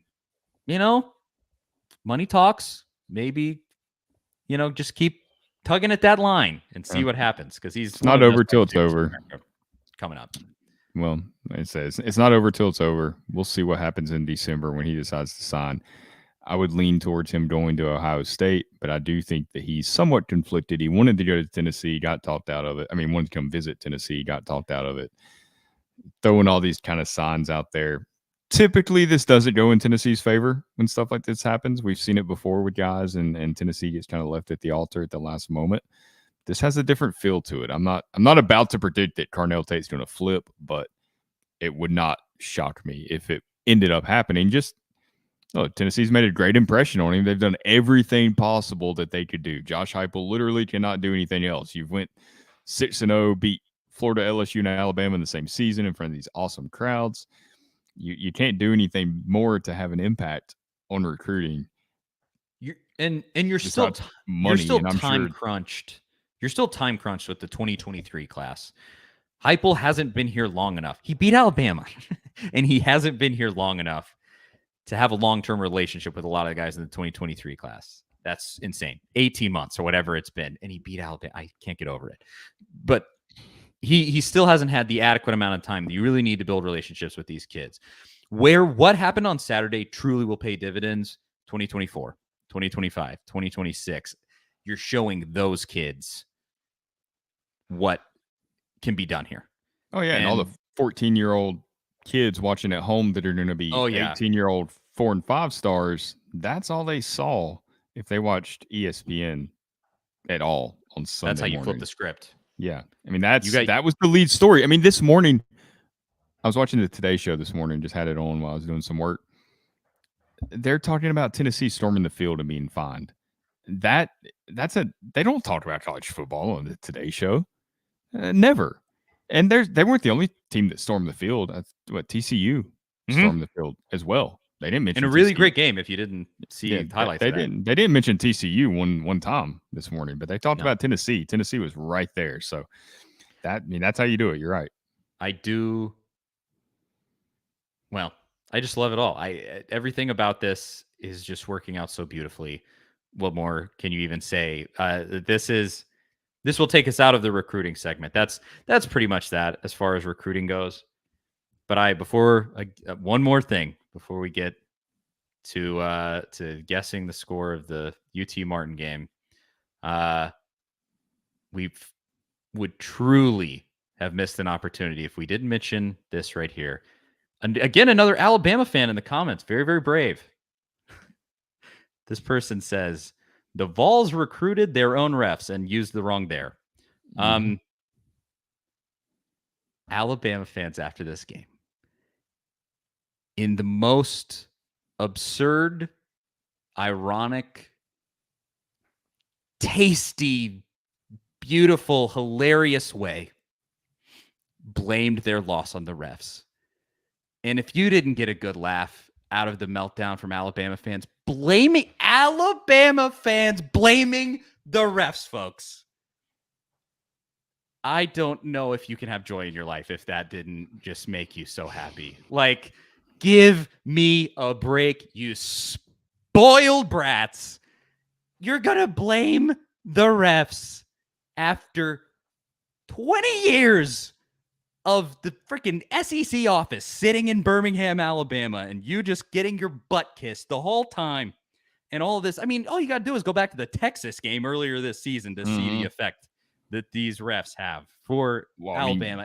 I'll never forget Jeremy Pruitt's reaction after playing Alabama the first time. I mean, that's an Alabama guy through and through, and even he was like, "This is like they did everything. Like there's nothing you can do." They big time you with the refs. They get the benefit of the doubt with the refs, and there were bad calls both ways. Absolutely, Saturday. there were. And there were. I mean, they missed the one on Bryce Young. That should have been a late. I don't think it was targeting at all. I don't think that one bit, but I do think Omari Thomas hit him late. And if we would have been Hendon Hooker, we'd have called for a penalty there. But there's a bunch of holds that they missed on Alabama's offensive line. And I know that, every play you could probably call holding, that whole refrain that people like to say. There were some pretty blatant holds in the first half that I felt like they missed. Just like tackling dudes. Almost. I mean, the fact that they called, because what they're the most mad about is that they called the things they're supposed to call. Almost all of the calls against Alabama were legitimate. The bulk of them were false starts. Yeah. So many pre-snap some delay penalties, of games too. Yeah. 2 delays of game. I mean, they even had a too many men on the field at one point, didn't they? Or did they have to call timeout? That was one that I saw a ton of Alabama fans talking about. Was Tennessee had 12 men on the field for a play. It was at the goal line, And Saban called timeout. Saban called timeout. And they were like, oh, there were too many men on the field. Well, snap the ball. Yeah. And you would have gotten that penalty with 12 men on the field, but you called a timeout, you dummies. What are you doing? Again, talk about how everything just went so full circle with Henry To'o and the way that the game went and everything else with all of this. I mean, the most beautiful cherry on top of the whole thing was, oh, the refs are the reason we lost. No, you're freaking crap. DBs are the reason you lost. Jalen Hyatt going for 5 touchdowns is the reason you lost. Poor coaching decisions for Nick Saban is the reason you lost. Give me the biggest break. Nobody has sympathy for you. You absolute spoiled losers. Lose with dignity and just sit this one out. Sit down and take the loss like someone that actually has a brain in their head. This is so ridiculous and so great and gratifying and awesome. And I'm glad that I'm actually getting to say this to Alabama fans that are watching right now. That is what we think of you. And it's not just Tennessee fans. It's all fans of everyone that's not an Alabama fan. They all are laughing at you. Yeah, ridiculous. Alabama does not have any allies when it comes to college football. That's everybody sure. was cheering for Tennessee. Everybody. That's how it goes when you've been on top for that long. Everybody wants to take you out, and Tennessee did. I know we're the Alabama fans though. When you lose a game like that, you just can't accept it. You can't understand it. And Alabama certainly had chances to win that game, and they just didn't.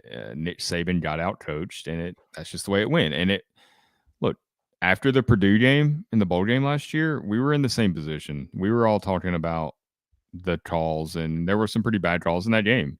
But Tennessee also didn't do enough to win that game. The Jalen Wright call, awful. It's still a touchdown. I will go to my grave knowing that it was a touchdown and that they made the wrong call there. Tennessee could have done more to win that game, and Purdue had a couple of their best players out.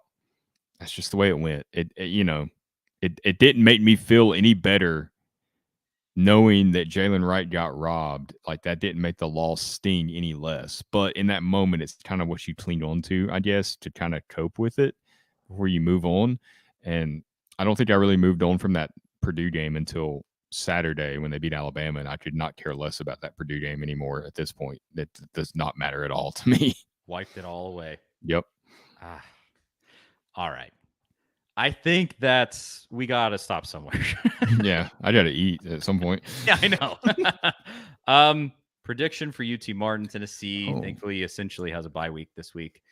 With UT Martin, hopefully they get off the field with the starters by the beginning of the third quarter, like they have against the other snoozer teams they've played. This one should be no different. What has UT Martin done to this point in the season? The only interesting thing to me about this game is the fact that Ty Simpson's dad, that quarterback at Alabama that Tennessee tried to recruit, is the head coach there at UT Martin. To me, that's about the really only somewhat interesting storyline about this game. Well, they lost by 38 to Western Kentucky. So I feel like that doesn't bode well. Then they lost to Missouri State, and they got blown out by Boise State. So I think they might be a skosh overmatched in this one. So let's just give the prediction. I'm going Vols because here's the thing. We've made these predictions, and we always undersell Tennessee, it seems like, in these games. Like, we don't give them enough credit for how explosive their offense is. So I'm going to go – they're going to win by 60. I'm going 63-3. Glory. Yep. I'll say, look, UT Martin, they're in the Tennessee system, I think. They're in I honestly, I think they're like under the jurisdiction of the University of Tennessee. Yeah, it's like UT Martin, UT Chattanooga. It's all, yeah, they're all in that same. Maybe it's a little bit of mercy. I'll go 55-6. They get 2 field goals. I'll give them 2 field goals. So you think the offense is going to have a bad day? That's an off day. Yeah. The offense. I mean, best case scenario, you want your guys out pretty quick in this one. You want to see Taven Jackson playing the entire fourth quarter. Do not let this be like the Akron game. Do not let that happen. Well, I can guarantee you that Cedric Tillman will probably not see a down in this game. There's no reason. You better for not. it. Yeah. And really, the only thing with Hooker is you need this game a little bit to pad those Heisman stats because you kind of need. I mean, you need to throw for almost 300 yards, but that's going to be tough if you're only playing 2.5 quarters. Yeah, 84-7. Somebody. Oh, Zach says 84-7. Maybe. It's possible. Frankly, they could have put up 84 on a couple of teams they played this season. Now that would make me excited for the UT Martin game if Heupel goes out there and drops 80 on. Mango says 222-0. Maybe. Hey. Crazy Nugs, Vols by 50. Yeah, that was the bulk of them. I mean, Zach said we almost put 70 on Missouri. That is a good point. Yeah. So. Oh yeah. I mean, they could definitely put 84, but you don't want you can't. Jalen Hyatt and those guys don't need to see any action in the second half of this game. No. Let Walker Merrill, let all of these Swear White, Dylan Sampson, White. get those guys in there and let them. They need the reps. Get Joe Milton in there because Joe Milton probably going to be the starter next year unless Taven Jackson just tears it up in spring practice or something. Get Joe Milton in there and let's see how much better his accuracy is in an extended setting for maybe a whole half almost. I would love to see that. So there it is. And to that point, me and Jonathan Crompton, halftime, post-game, we'll be doing that. Thankfully, mercifully, it is a noon game, so I can have the rest of my day after it's over. And then next week, you and me will come back and we'll talk about the Kentucky game. And probably in that post-game show with Crompton, we'll be talking about the Kentucky game too. It's a big one. I mean, honestly, it's a big one. Heupel better have his boys ready. I think he will. But otherwise, A to Z Sports at Charlie Burris. That's Zach TNT. You know, YouTube, rate, reviews, subscribe, notification button, the whole thing. You're here. You know, Facebook. If you're watching on Facebook, thank you to everybody for watching. We had on the two things that I posted from the post game show, we had 10,000 plus viewers on the post game show. Unbelievable. And on Facebook, it was like 30,000 or something. It was insane. The amount of people that have been watching, tuning in, leaving comments, everything. Every single one of you is amazing, and you're the reason that this show goes on, and we can't appreciate you enough. Truly, we appreciate it. Even Big Ten Jeff. Even Big Ten Jeff. And Big Ten Jeff, he's like losing us viewers. That guy left. He said, I'm out of here because of Big Ten Jeff. Don't let Big Ten Jeff get to you like that. Don't let Big Ten Jeff win. Don't let him do that. That's it. Thank you so much. And we will talk to y'all next week. See you guys later.